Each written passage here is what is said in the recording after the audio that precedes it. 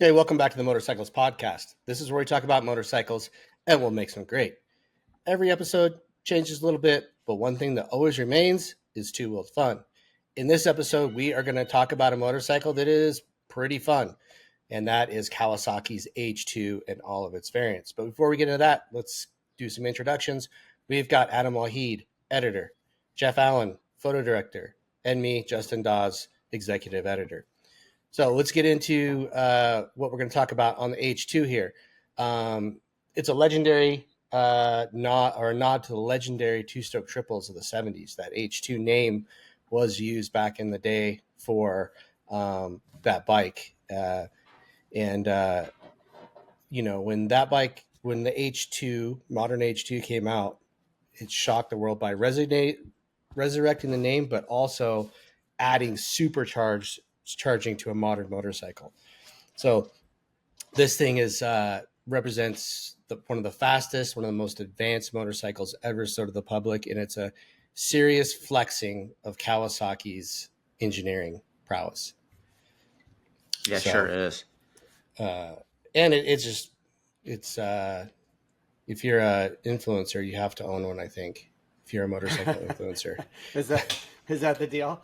That's the deal. You want to get influencer license or your club card, and here's your H2.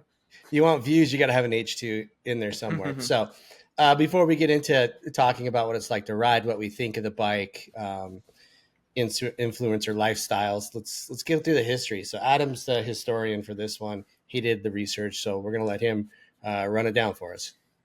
Okay. Well, as Justin mentioned, this bike the name's echoed after the 1972 Kawasaki 750 H2 Mach 4. It's a mouthful, but this was an infamous two-stroke triple known as the Widowmaker. And it was known as the Widowmaker. I think you guys can figure out why. Yeah, for sure. For sure. That thing, gnarly. You're talking... A terrifying light switch. Bias ply tires still on the thing. A frame that was probably made of... very thin wall, Jello tubing. Yeah. Hinged.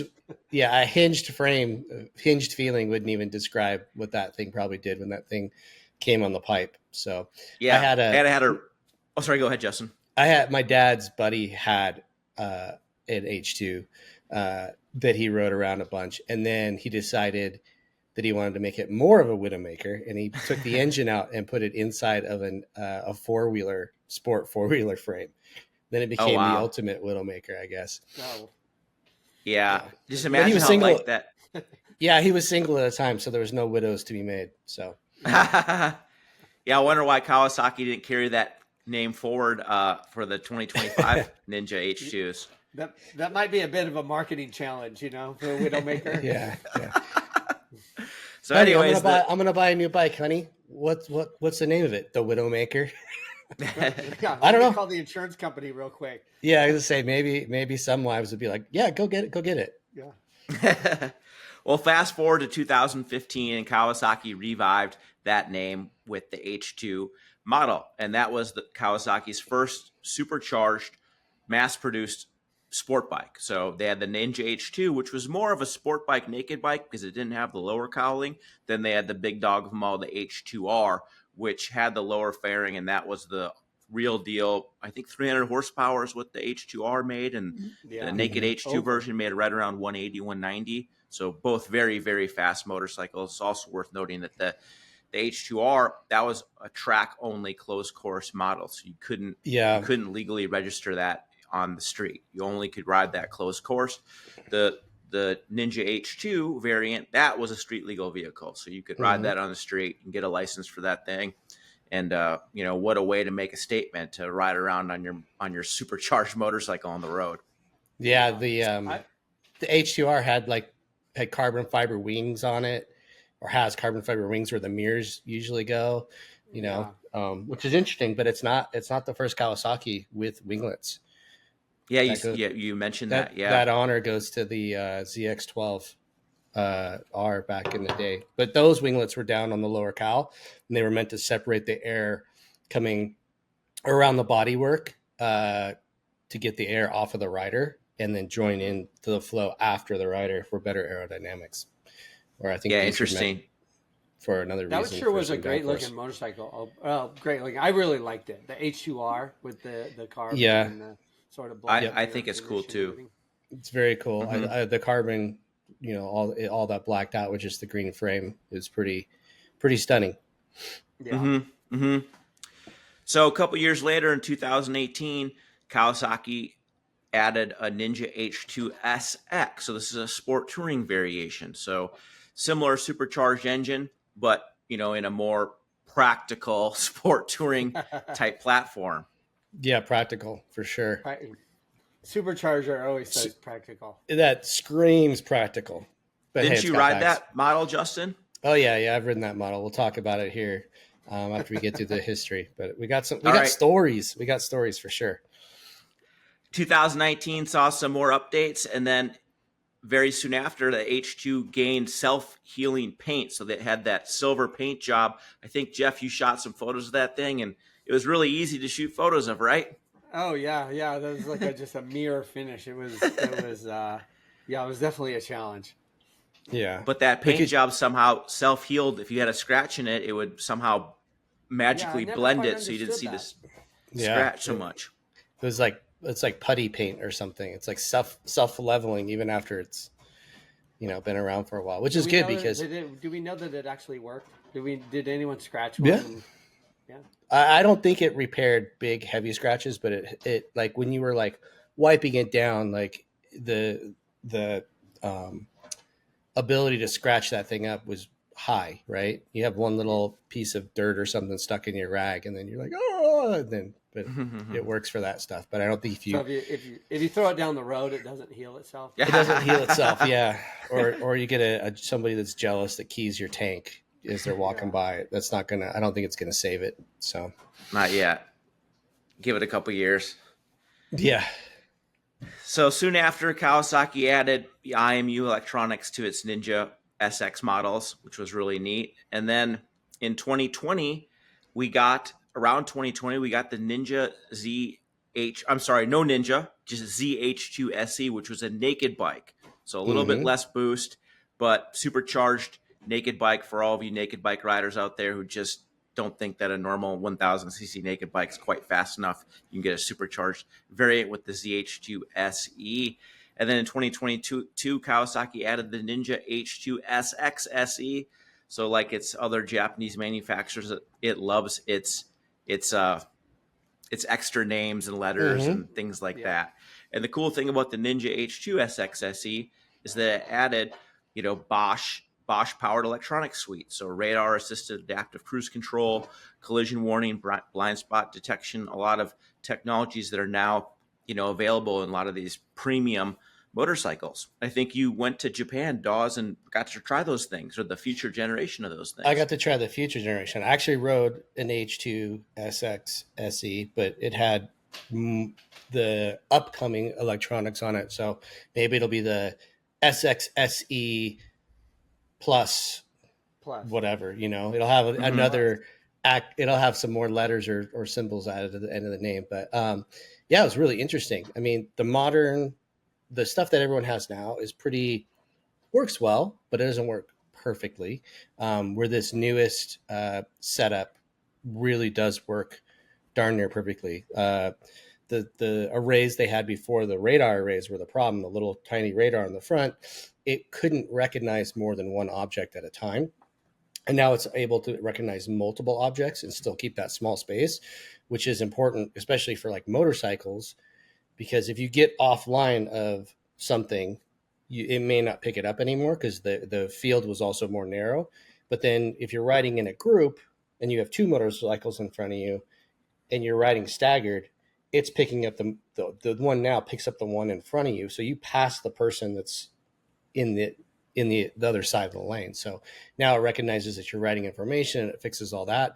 But the super exciting part was the self-braking. It doesn't brake for you. It won't apply the brakes all the way, but it'll apply the brakes to the maximum to save you if it feels that there's a collision imminent. So Bosch found out that most people don't actually ever get into ABS on their bikes. They underbrake all the time, even in a panic situation, they underbrake. Sure, there's other people that overbrake, but the majority of people underbrake. So what it does is it uses that radar. You apply the brakes, and it recognizes that you're still not slowing down fast enough. It just adds brakes to the maximum, and it's pretty crazy because you just feel the lever come back in your hand and on your foot. It just applies them to the maximum, and it just sits right on the edge of ABS and slows you down to the maximum it can, which is pretty rad. So yeah, it sounds that'll like cool be technology. It was a sensation that you felt safe with. It didn't scare you yeah, or it was anything like super that? cool. Like it was actually like, I'm like, this could teach people how to actually use their brakes more effectively. So it was pretty cool. That's cool. It was really nice. But there's a whole host that we could do a whole show just on what I learned in Japan. But those are the two things. We'll get back to the H2. So pricing, these bikes can be a little bit spendy, right? Mm-hmm. So H2R, the track only version. This is a model you cannot take on the street. $59,100, 60 grand.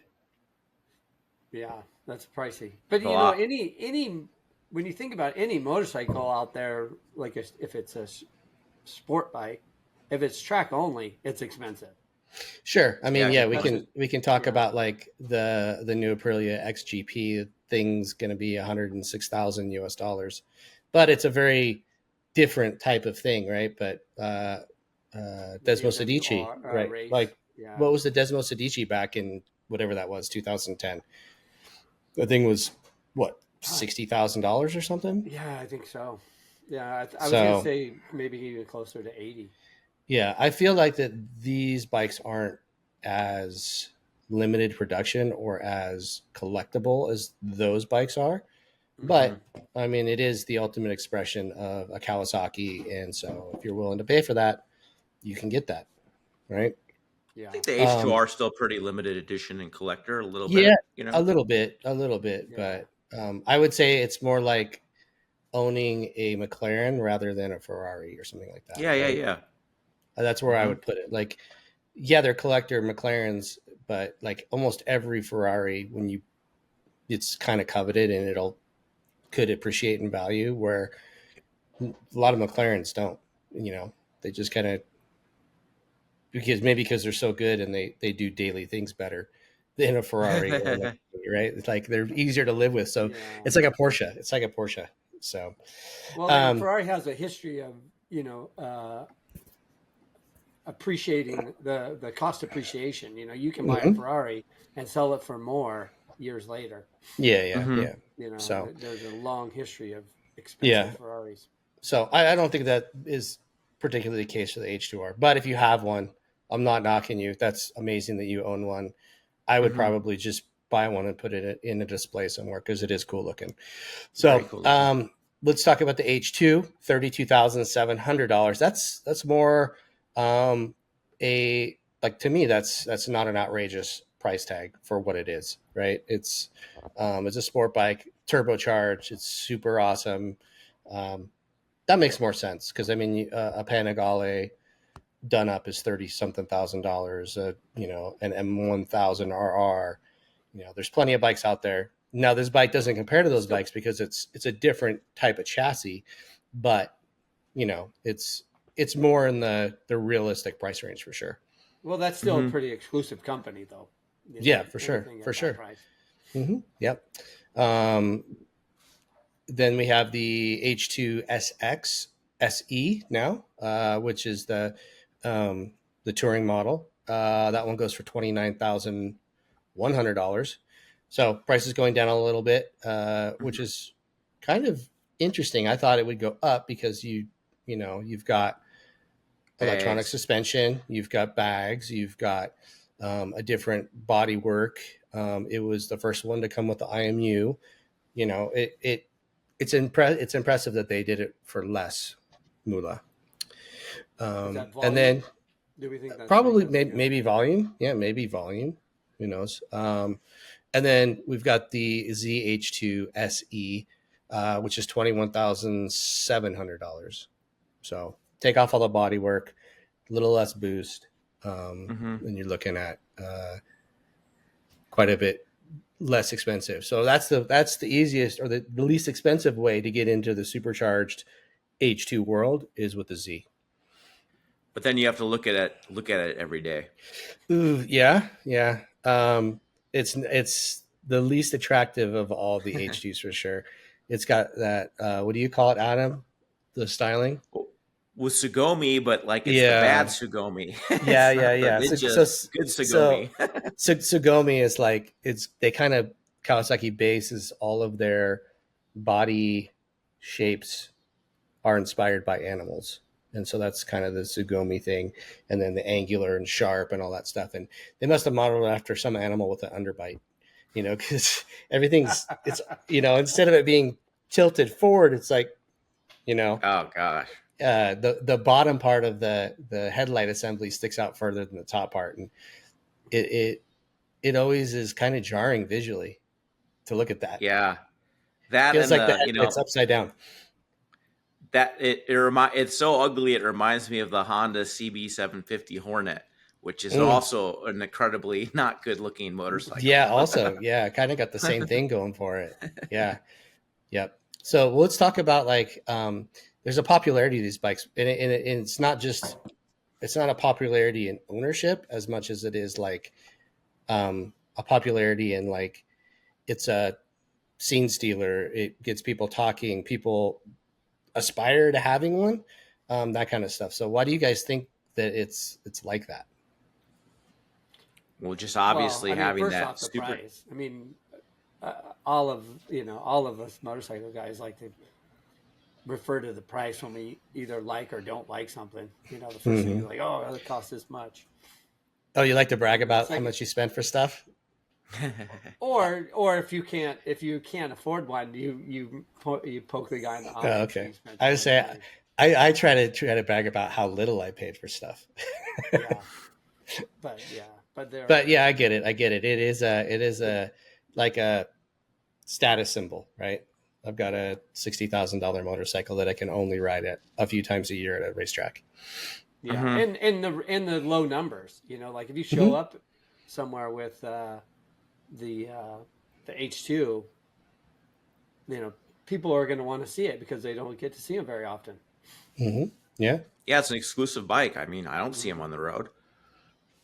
Yeah, for sure. I think it kind of has that that draw that when we were little kids and we all had like a Countach poster on our wall, right? It's kind of like that in that it's the first supercharged motorcycle. It's got some crazy performance. Now it's 333 horsepower claimed. I think Kento, he went 200 and... Yeah, I wrote it down. Kento went 226.9. Yeah, 226.9 miles an hour on that bike in a mile, right? In a standing mile. Wow. Yep. Yeah, it was at the Mojave Magnum Speed event. Yeah. So in a mile, he went 229. So I mean, it is insane how fast that motorcycle can go. So it's all that, and then you've got. We should say Kent Kunisugo. He was editor of Sport Rider, and then he also does some writing for us on Motorcyclist from time to time. So legendary sport bike rider. If you're a sport bike fan, you know who Kento is. And probably if we said Kent Kunisugo, you would like who? And we say Kento, and you go, oh yeah. So anyway. Also John Canet, one of our other colleagues, I was looking at some of the stories, and he was, where the heck was he? He was in Qatar, and he went over 200 miles an hour on the straightaway, like just on a stock bike. That's wild. Yeah. That's crazy. That's terrifyingly fast. Yeah, it is. Definitely so. So so let's get into then. I think we figured out why it's so cool and people want it. And well, let's get back into why it's so popular. And that's why the influencers have them, is they are bragging rights. They do catch your attention. You stick around to watch their reels and their shorts and their content because you're like, oh, that's an H2. What's that guy doing with that? What's that girl doing with that? Right. So that's why I'm saying it's a necessary tool in your influencer toolkit. You got to have an H2 if you're going to be a good moto vlogger influencer. Right. They just look cool and sound cool. Yeah, for sure. Yeah. We do all love the sound of a supercharger. Oh, That's yeah, it's so cool. The spin up, sound, yeah, and then the blow off, the little. yeah. I love it. In the cars and the bikes. I love that. Yeah, it is a cool sound for sure. So, all right. So then let's talk about riding the things. Jeff, let's start with you. What do you think about the bike from your vantage point? Okay, so we said something earlier that, well, for one, I find it to be a bit much. I mean, the styling and the as much as I love the sound of the supercharger, like I think at 300 horsepower is a bit much for a motorcycle, for a street bike. But it's a lot to wrangle, you know. It's you need to have patience on the throttle, and it's a lot. That's all I can say. It's a lot, and I don't think I've ever seen one on the road that wasn't in my photo shoot. I don't think I've ever just seen one in the wild that I wasn't working with. Yeah, for sure. So speaking of photo shoots, you have some input there too, because you've asked lots of riders to do things on those bikes, and what always happens? Well, first they say, I don't think so. If I ask them to do wheelies or whatever, it's a little scary, right? Because the way the power comes on, it doesn't come on smoothly. It ramps up. It like exponentially ramps up. It's not like it has like a two-stroke hit or a turbo hit where it's like nothing, and then boom. It just builds so fast and so hard. Yeah, it's not like any other traditional street bike where there's a direct connection from the throttle to the way the wheel comes up. You know, and different bikes are different ways. You know, but that thing comes up and just almost like an.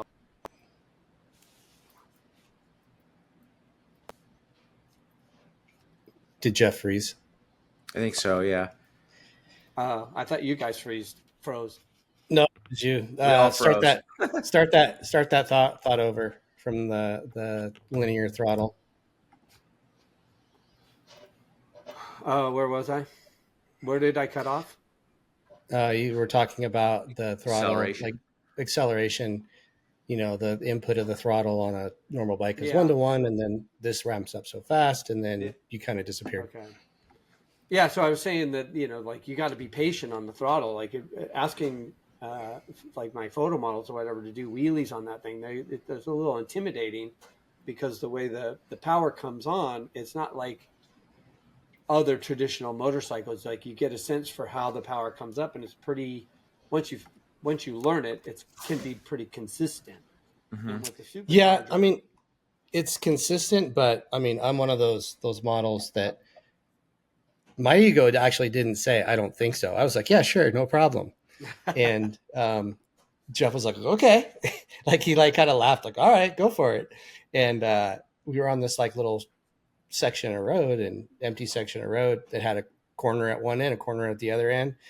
And I go to wheelie the thing, and it comes on up.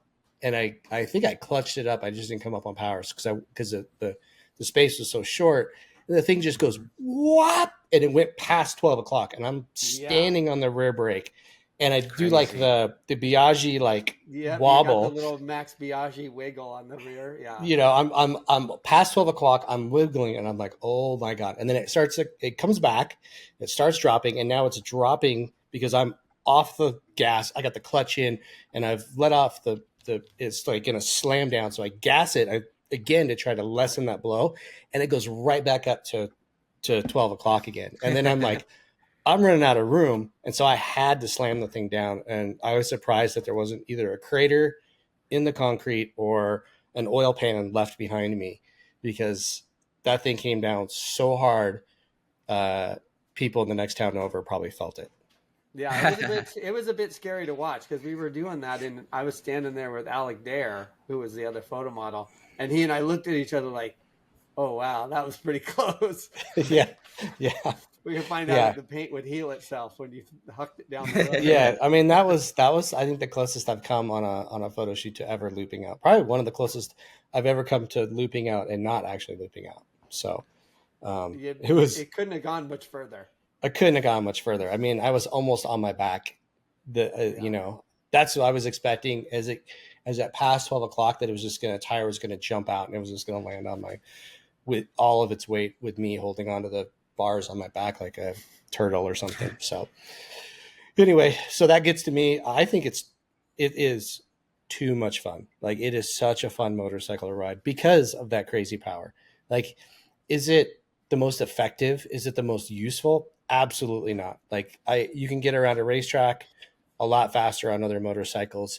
You can be more comfortable in everyday use with other motorcycles. But at the same time, you've got so much firepower on tap with your right wrist.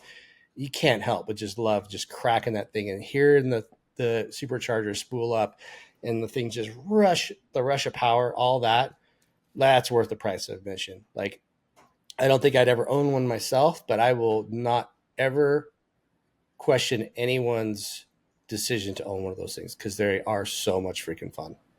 Mm. Yeah, what about you, Adam? They're awesome.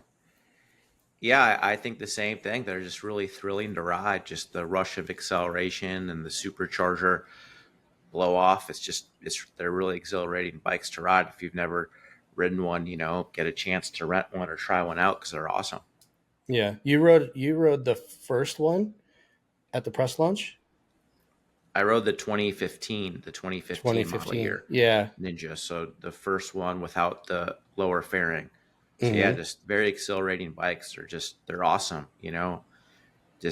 I'm surprised you don't really see more on the road, because they are so cool. And as we talked about before with the pricing, $32,700. Yeah, it's definitely expensive, but that's what a lot of those, Panigale V4s cost now and things like that. And I mean, a Diavel can cost $32,000. A Monster SP is $27,000 or something like that. So I mean, like, there's so many bikes that are in that price range. I don't think it's crazy for sure. But yeah, and the Ninja is going to make a statement. Like, it's a very unique bike, and I personally prefer the looks of the lower fairing equipped model, but it's still cool without the lower fairing. Yeah, I agree, but I also like looking at that trellis frame. I think it's pretty unique, And then you can see the gear drive for the supercharger right there on the side. It says supercharger, and then you've got that. That's cool. You've got the tube feeding the system, like, so mechanically, it's kind of interesting to look at as well, So yeah, I don't know. Overall, it's a super cool bike. If you have one, high five, heck yeah. And if you haven't seen one in person, hopefully you do it sometime in your life, because it is something to behold for sure. Yeah. So I think that's going to wrap it up for the old Kawasaki H2 series. It is a legendary motorcycle because it represents the absolute peak of Kawasaki's performance engineering. I mean, it's so peak, right? It doesn't even have a Kawasaki logo on it. It's got the Heavy Industries aerospace look, the different logo on it that, comes kind of from the aerospace division. So, and that's an interesting thing, is that they used other divisions outside of Kawasaki, or Kawasaki divisions outside of motorcycling to build that thing, because they went to, like you said, Adam, we were talking about it one time. They went to Garrett to build the supercharger, and Garrett was like, "We can't do it." Eaton. Sorry, sorry, Garrett. No slander on Garrett. Tell your lawyers to stand down. So tell the story, Adam. Remember they were using superchargers on their PWCs and jet ski vehicles. Yeah, so that was a roots blower. So that was the interlaying paddles, like you would expect to see on the top of a Hellcat or something, big flat thing that pushes it that way.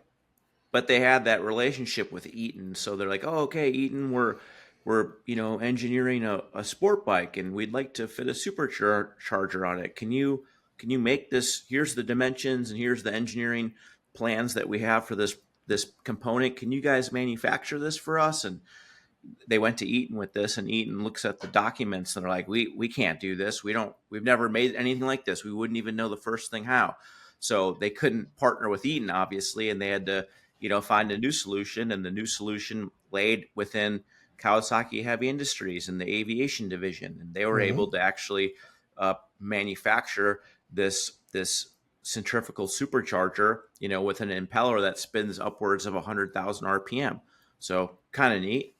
Yeah, very neat. And it is, because a lot of people don't know that if all the things that Kawasaki does outside of motorcycles, we're talking everything from shipbuilding is where Kawasaki started from in the 1800s to turbine power plants. So they have some engineering prowess in turbines, which would be the inside of the supercharger. Aerospace, so they can build fins and things, which also goes to the turbocharger. You've got bridge building, which I don't know how that would fit in, but maybe they brought one guy in from bridge building to give him a thumbs up. Yeah, good job. Yeah, it looks good. So, anyways, it was a collaboration between all of Kawasaki to build something, not just the motorcycle division. That's pretty impressive. So, and it ties back to Kawasaki's wild 70s heritage. Kawasaki's always been the one for wild motorcycles. They've had other forced induction motorcycles. They had the 750 turbo, the 900 turbo. You had these H2, the Widowmaker, and they were like kind of proud of the name Widowmaker. Like back in the 70s marketing, like if they I'm surprised they didn't actually print it in the ads, get your hands on the Widowmaker. It had this reputation. And Kawasaki's always kind of had that reputation of building crazy, fast, technically bonkers things, right? They've always been known for performance and speed, and for sure. Sport bikes and just speed.